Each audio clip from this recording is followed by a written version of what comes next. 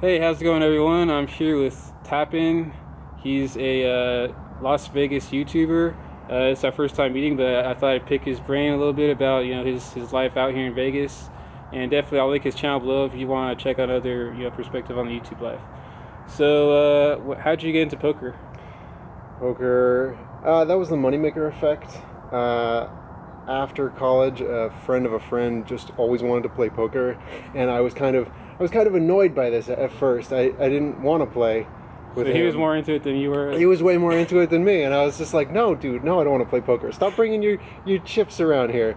And finally I gave in. Like, he made me do it, and I gave in, and I was like, oh, this is kind of fun, and like immediately got the bug, and like within a few months I was way more into it than he was, and I'm reading books and playing those like free entry bar games, and without much knowledge I was like doing fairly well, just being selectively aggressive, and then it just cascaded from there.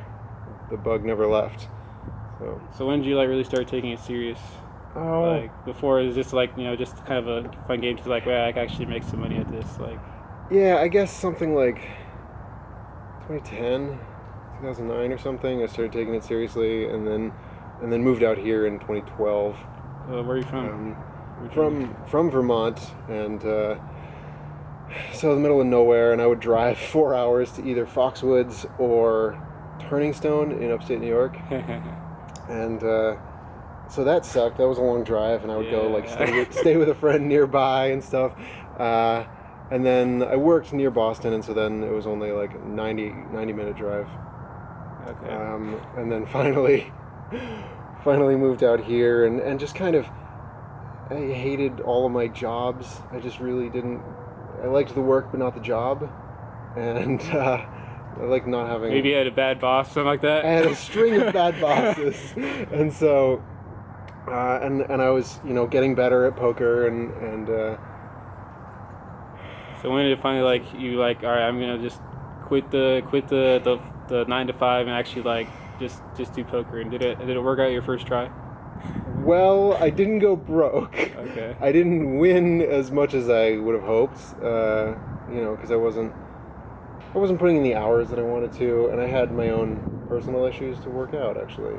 I had, part of the benefit of poker is that it allows me freedom while I figure my shit out, if you will. Yeah, definitely. So it worked that way, and I always won a bit here and there, and then it's only in the last year or two that I've taken it even more seriously and putting more hours in and making videos starting a year ago. Cool. So what made you want to start a YouTube channel? Is this your first YouTube channel? It is, yeah. I had no idea about how YouTube worked, and like I'm making videos and didn't even know what the subscribe feature was and stuff, and so I'm just frantically reading about that stuff. But studied video in school, and so like at least that part, the production of it wasn't foreign to me. And Was there any like YouTubers that inspired you, like in particular? Sure. Well, I gotta give a bit of credit to the Trooper, actually. Shout out to the Trooper. Shout out to the Trooper, who I've never met, but I watched his videos, and it seemed like he was the only one doing this at the time, like making poker videos. Yeah. A year ago, and since then, like a ton of guys have just popped Yeah, up it seems everywhere. like the last 2-3 months. Like I know Andrew, he's taking the vlogosphere by storm. Is in the poker niche. 2.5, 3 months, and he's just murdering it. And a lot of other smaller guys. But there's a lot of drama going on with like the whole card filming stuff. But I know. I always knew it's kind of a gray area, and for sure, it's the kind of thing like they can't really enforce it. Like unless you like get big and then everyone knows. If you're like the Trooper, where everyone knows who you are, then they can actually like do something. But as far as filming inside the casino, I see people filming every day. Like tourists come, they're taking pics of everything. Exactly. So they got the flash on while they take their shoot their chip stack. So I guess I don't know what the actual rules are, but I'm sure they'll probably make it clear, like room to room. They might have different rules. Maybe some rules will allow it, or some rooms will allow it, some won't. But right. At least as far as I understand it, it's like a house rule where it's not a huge deal as long as you don't get it up in someone's face and ruin people's privacy. So we'll But- see how that goes. Exactly. I hope it stays not a big deal. But to your question, after the shout out to the trooper, I wanted to do something different, not just copy his videos. Yeah.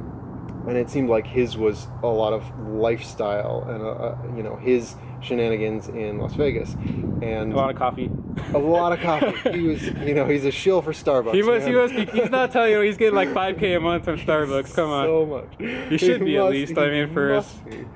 And I just thought, okay, I'm just gonna do street by street poker analysis. I'm gonna show the whole cards, which at the time I didn't find anyone doing that. I thought I was the only one starting to do that, and So you're a trailblazer.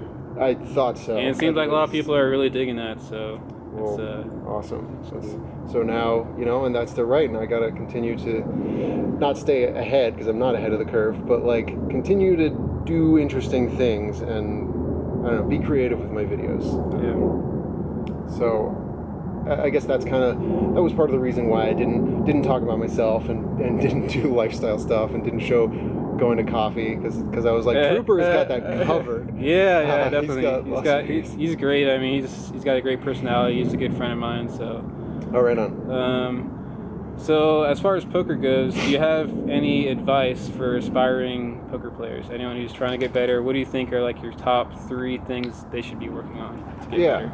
And I'm glad you gave me a heads up that this question was going to come because I watched your other interviews and Don't want to say the same thing. exactly I didn't. Seems like a lot of people is. I mean, it is it's a lot of really important basics like pre-flop tightness and playing in position, and so I'm not gonna go with those, even though they're hugely important. yeah, there's plenty of nuances that you can. Sure. Pick. So let's say for the introverts watching, which I am, I wear earplugs while I play in a loud card room, and I find it really helpful. I find that if I wear earplugs, it just blocks out all the clatter of chips and the shouting. Yeah, definitely. Like if you walk system. into like Rio, there's just it's like cicadas, just all the chip shuffling. It's just it can kind of get on your nerves. I mean, I kind of tune it out, I guess, but right, it's pretty loud and it's constant. It's not like so. Right. And I think I find like I tune it out on a psychological level, but I think I find just on a physical stimuli level, it's just overwhelming to the senses. Yeah. And some people have different levels of stimulus that they can handle. And I just find that I'm a very delicate flower, and I need to block out. I'm a high maintenance. I think it could actually help you think clear when you don't have, and also like when they're like calling names off the list, that can be kind of annoying too. Right. I don't want to hear any of that, and it doesn't. I'm not deaf with them in. I can hear conversations. Yeah. I hear most of the table talk as long as people aren't Just allows you whispering. to think a little better. So when you're in a hand, you're not being distracted. So that's Right. good advice. So earplugs were actually huge for me. I only started wearing those like 6 months ago or something. So that's only one. I guess second, this has probably been covered, but I would just say don't get involved in ego wars. Because like the maniac is racing 3-betting you off of pots and or 5-betting, I don't know. And just because you want to show him that you're the better player, like your bank account holds dollars, not pots won, or not noobs that you schooled or something. Like do the thing that wins you money, not True. fighting someone Yeah. else's ego. Remember what the goal is, Right, right. The goal is just to get the chips.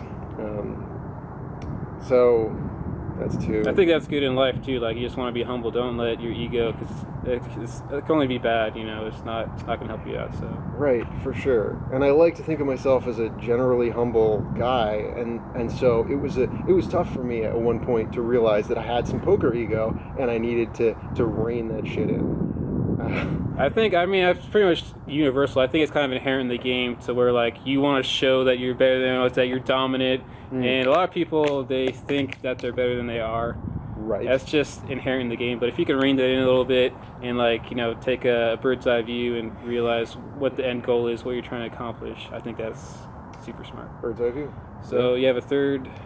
third. You want to touch on? Right. So the third, the final piece, I would say.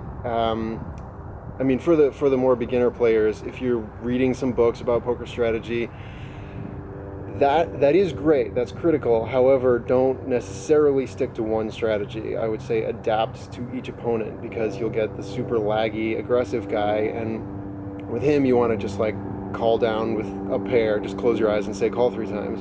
And but against the knit guy, if you're playing against me, you don't want to just call every time, which requires that you pay attention to the hands after you're folding, so you get a read on people, and you can adapt, develop the ability to bluff catch, stuff like that. Yeah, you definitely don't want to have a static strategy where always play tight or always play loose. A lot of people on 2+2, they say, oh, lag is the best or tag is the best, but really, I mean, it's all about adapting to your opponents and adjusting. Exactly. All right, so let's talk a little bit about video, because I'm trying to get into it. You've been at it a while, so what are your thoughts on video? On video? In general. I don't know. I believe in editing heavily, actually. I just to cut out dead air, because I don't flatter myself that people looking at my mug is interesting, and so I cut out all the crap and I go straight to the down to business. kernel, down to business, cool. Down to the nugget of it. So how long have you been at it? Like what you said you took some schooling, or you took some classes? Yeah, studied at least primarily video in college, so it was like production and I don't know, all of it. So how do you think? So did you work on any like big production stuff, or was it always just like just you yourself like?